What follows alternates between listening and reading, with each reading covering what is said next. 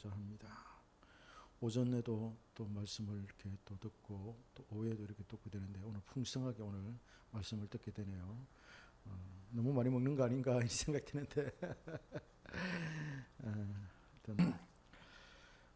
타락한 인간 내면에 깊이 자리를 잡고서 인간 스스로를 가장 괴롭히는 그런 내적인 요소가 있다면은 그건 아마도 탐욕일 것입니다. 인간의 문제는 탐욕에서 비롯된다고 해도 과언이 아닐 것입니다.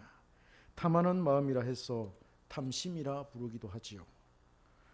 여기에서 이웃과의 다툼이 발생을 하고 사회의 갈등과 국가 간의 전쟁이 일어나게 됩니다. 서로의 평화를 깨뜨리는 것은 어떤 합리적인 이유가 있기 이전에 그 중심에는 탐욕이 도사리고 있습니다. 탐욕은 그래서 죄의 근원이기도 합니다. 마음의 결핍, 본성의 결핍이 고상한 옷을 입고 나타나게 되지요. 그것이 연민일 수도 있고 또 사랑일 수도 있어요. 그러나 그 안에 탐심이 다리를 탁 털고 있기 때문에 연민과 사랑이 그 순수한 선을 넘어서 불륜이나 폐륜으로 변질되기도 합니다. 처음에는 연민이나 사랑으로 시작했다가 그게 탐심, 욕심으로 바뀌어져 가지고 나중에는 선을 넘어서 불륜으로 가는, 폐륜으로 가는 그런 경우가 있는 거예요. 국가 간의 평화가 깨어져 전쟁이 발생하는 것도 침략자의 탐욕이 그 근원에 놓여 있습니다. 사람으로 하여금 죄를 짓게 하는 근본이 바로 탐심입니다. 탐심이 세력을 얻어서 죄까지 발전을 하게 되는 것이지요. 탐욕은 더 가지려는 욕구입니다. 탐욕은 자신을 더욱 가치 있게 하고자 하는 욕구이기도 하고 다른 사람의 것을 빼앗아서 내 것으로 삼고자 하는 그런 욕구이기도 합니다.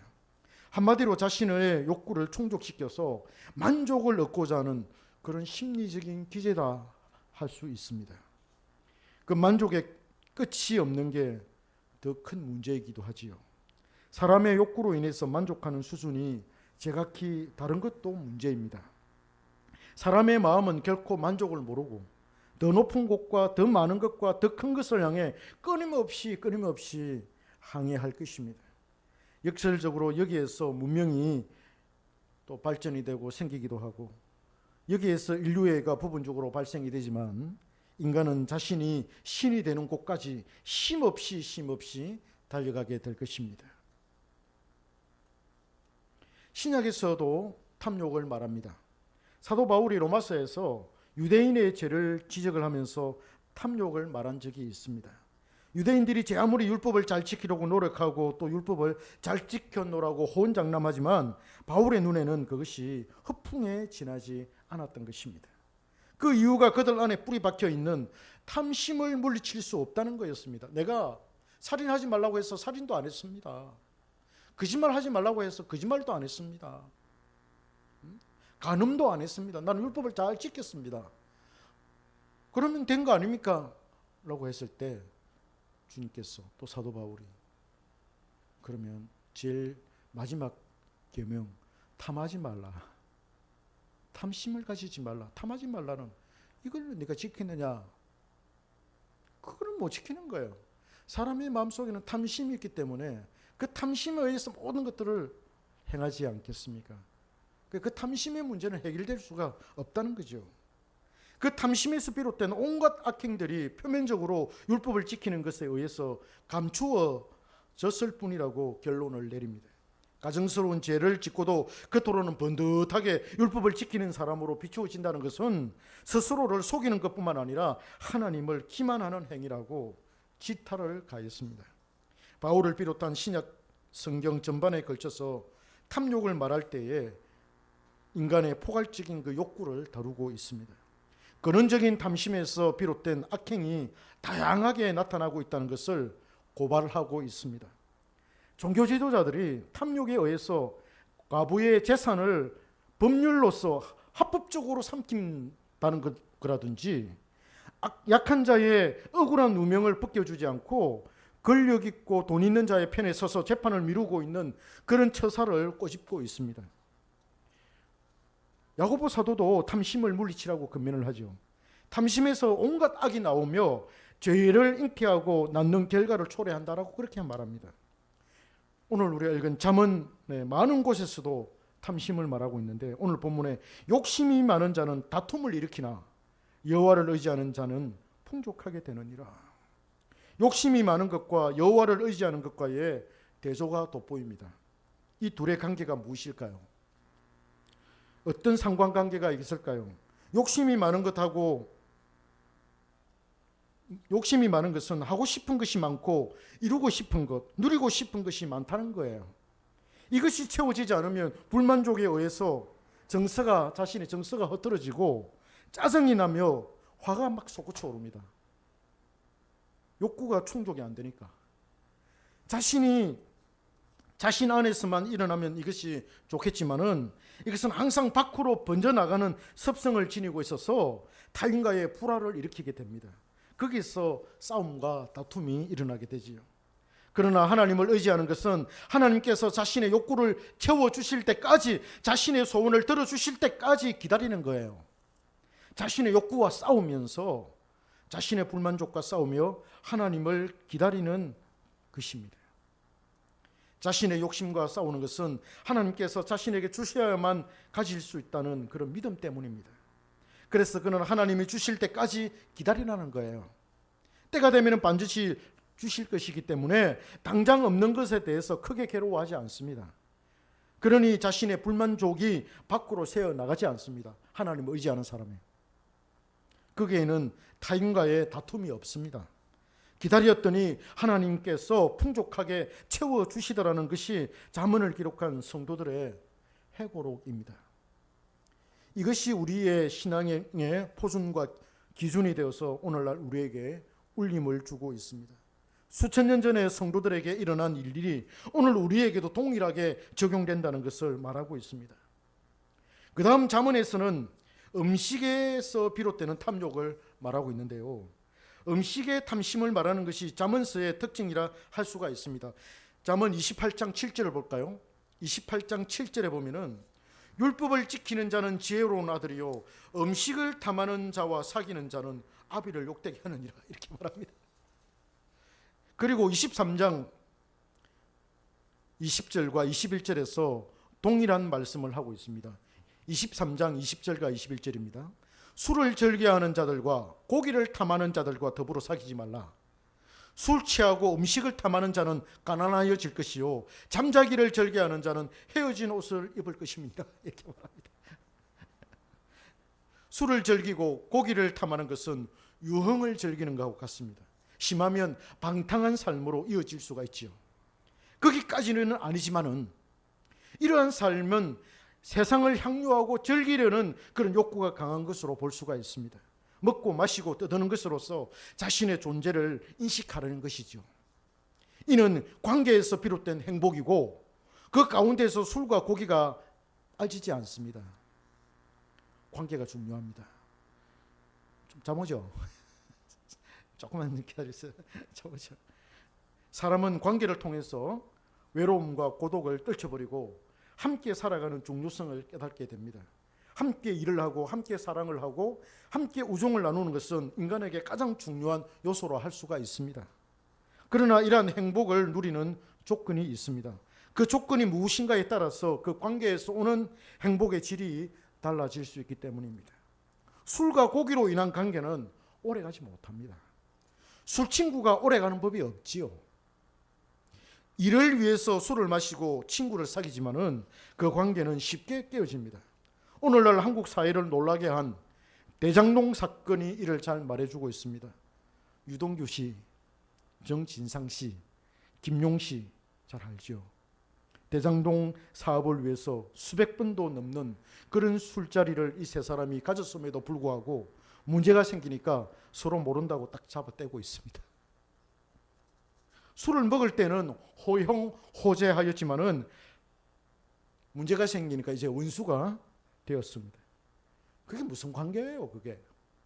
그죠? 술 먹을 때는 난 네 없으면 못 산다. 우리 영원히 함께 하자.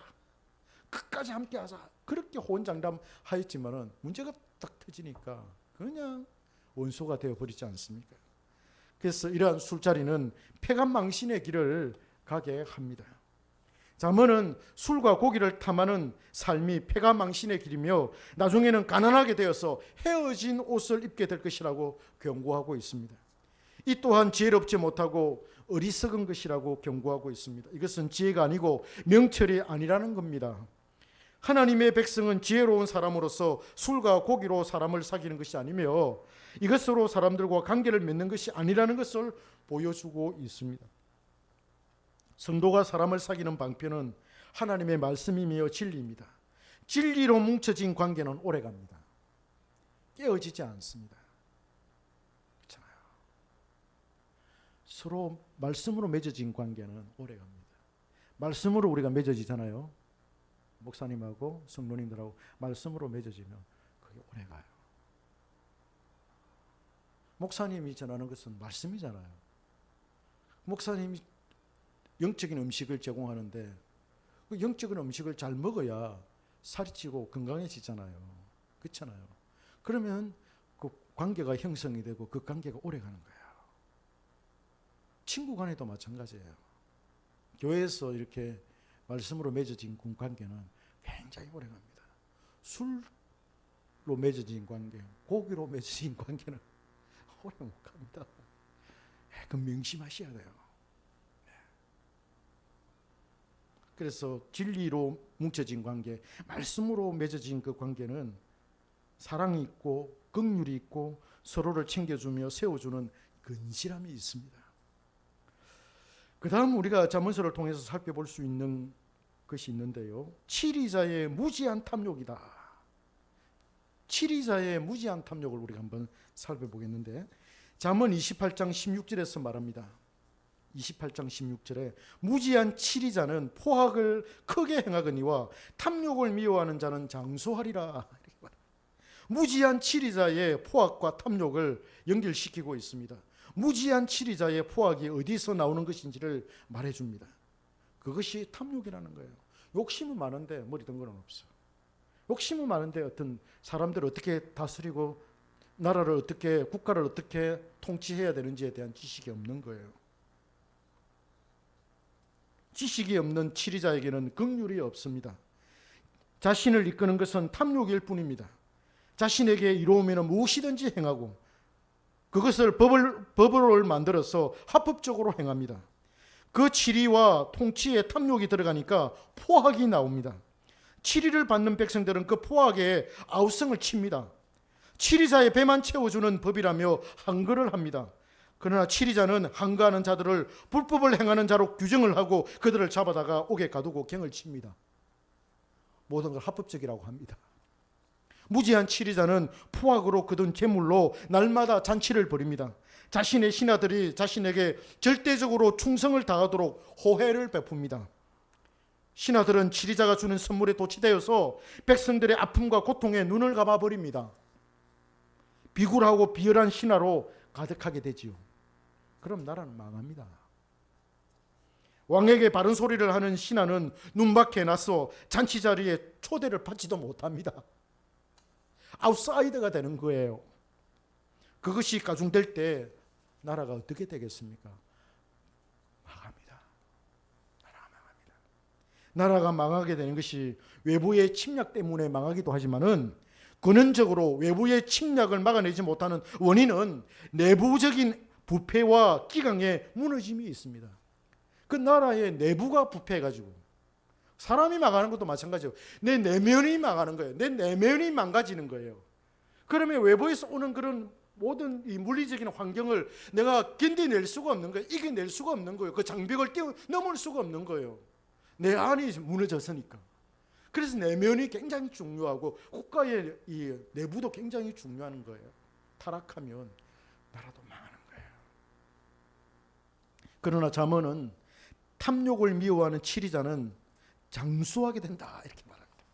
탐욕을 미워하는 치리자, 욕심을 멀리하는 그 치리자는 오래 간다, 왕위가 오래 간다 이렇게 말합니다. 뒤에 나오는 말에는 치리자가 빠져 있지만은 이 또한 치리자를 머금고 있는 말입니다.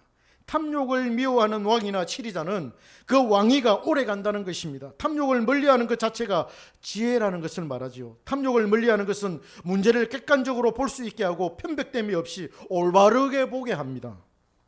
자신의 마음이 한쪽으로 기울어지는 것을 방지해 주는 것이지요. 딱 중심에 서서 법률에 따라서 법을 집행하니까 정의가 살아나고 백성들은 왕을 신뢰하고 국가를 사랑하게 됩니다. 목사님들도 마찬가지예요. 교회에서 교회는 목회를 해갈 때 딱 말씀의 법 교회 법에 딱 바로 서서 이렇게 편백됨이 없이 모든 성도들을 골고루 이렇게 딱 사랑을 하고 이렇게 나가면 문제가 없지요. 그러니까 욕심이 들어오니까 그 욕심에 따라서 그 마음이 이끌려서 가니까, 그죠? 사랑을 받는 사람들은 더 많이 받고 사랑을 덜 받는 사람들은, 그죠? 불만이 생길 거 아니에요. 목사님 저 사람만 사랑하고 나는 안 사랑해주고, 그러면 문제가 생기는 거 아니에요. 그게 욕심에 이끌리는 거거든요. 똑같이 이렇게 사랑해야 되는데 그게 쉽지가 않지만은, 그러나 탐욕을 멀리하는 그런 치리자는 장수하리라. 누구든지 열심히 일하면 만족한 삶을 누릴 수 있다는 그런 희망을 갖게 하는 그런 나라를 만들 수가 있다는 거예요. 그러니 왕의 자리는 오랫동안 보존이 되는 것입니다. 잠언서는 탐욕을 말할 때 아주 구체적으로 말합니다. 그것도 우리의 실생활과 관련해서 경고를 주고 있습니다. 28장 24절을 볼까요? 28장 24절에 보면 부모의 물건을 도둑질 하고서도 죄가 아니라 하는 자는 멸망받게 하는 자의 동료니라, 친구니라, 그렇게 말합니다.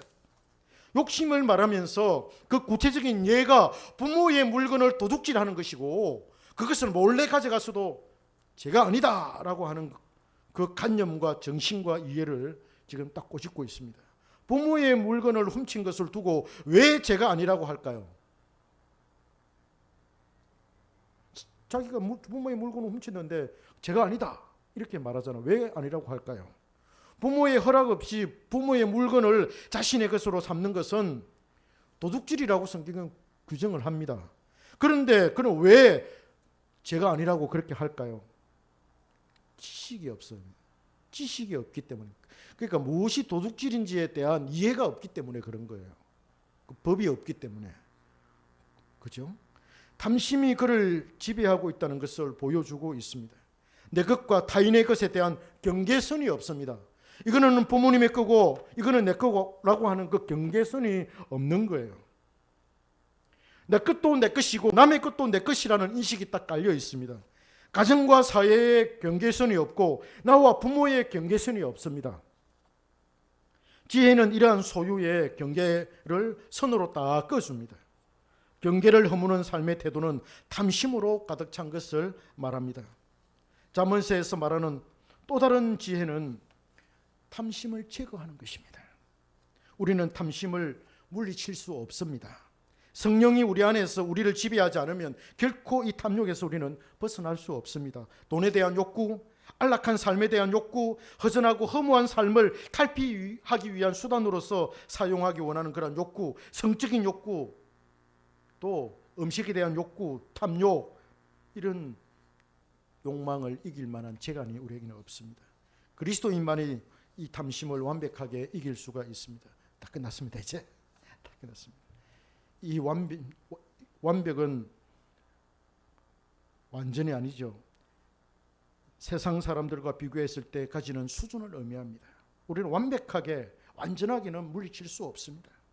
성령의 인도를 받는 사람은 지혜로운 사람이고 의로운 사람입니다. 그래서 성령께서 우리를 만져주셔야만 내가 내 속에 있는 그런 욕망, 욕구, 탐심, 탐욕을 절제할 수가 있고 이길 수가 있어요. 그래서 성령의 인도를 받는 사람은 지혜로운 사람이고 의로운 사람입니다. 그는 예수 그리스도의 가르침을 생명으로 여기기 때문입니다. 성령은 우리가 그리스도의 생명의 말씀을 따라 살기를 촉구합니다. 그래야 우리가 타락한 본성에서 나오는 그 탐욕을 이길 수가 있기 때문입니다. 탐욕, 탐심과 싸워서 이깁시다. 그래야 좀 반듯한 사람이 돼요. 그렇잖아요. 반듯한 사람이 돼요.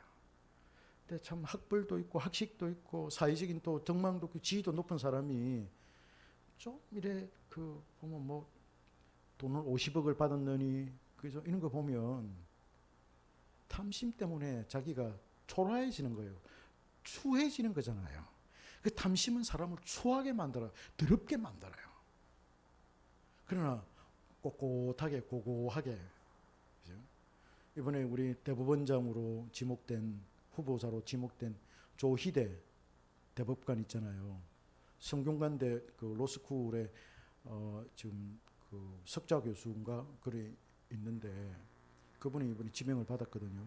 보통 이제 대법관 하다가 좀 돈에 대한 어떤 그런 갈망이 있는 사람들은 로펌으로 이렇게 간대요. 로펌으로 가는데 그 사람은 학교로 갔대. 그래서 그게 굉장히 자기의 이 도덕성에 있어서 상당히 플러스가 된다. 고고하게 보이잖아요. 돈에 대한 욕심을 딱 버리고 나는 후학을 양성해야 되겠다. 깨끗한 삶을 살아야 되겠다. 이런 마음으로 성균관대 로스쿨에 가서 학생들을 이렇게 다 가르쳐. 그럼 그 사람이 딱 지명이 돼가지고 이제 청문회를 이제 하겠지만 깨끗하게 보이잖아. 일단은 그 탐심을 물리친 것에 대한. 그런데 아쉽게도 그분은 독실한 불교 신자랍니다. 참 이 기독교가 이렇게 욕심이 많아요. 탐심만. 우리 기독교 지금 우리 한국 기독교의 가장 큰 적이 뭐냐면 욕심, 탐심이에요. 보수 기독교, 특히 보수 기독교의 핵심적인 그 적임 누구냐, 원수가 누구냐면 탐심이고 욕심이에요. 무찔러야 돼요. 싸워서 이겨야 돼요. 그것 때문에 지금 우리 한국 교회가 욕을 먹고 있는 거예요. 이 탐심, 탐욕 때문에. 얼마나 많이 가지려고 하는지 몰라요. 교회 안에서도 그렇고 큰 교회는 더 그래요. 얼마나 교회가 추하게 보이고 세상 사람들 눈에 손가락질 하잖아요. 그것 때문에 그런 거예요. 탐심, 탐욕. 성도들이 그걸로 가득 차 있어요. 더 가지려고 더 높은데, 교회 안에서도 더 높은데 올라가고 사회에서도 더 높은데 올라가가지고 호령하려고 하는 그런 모습들.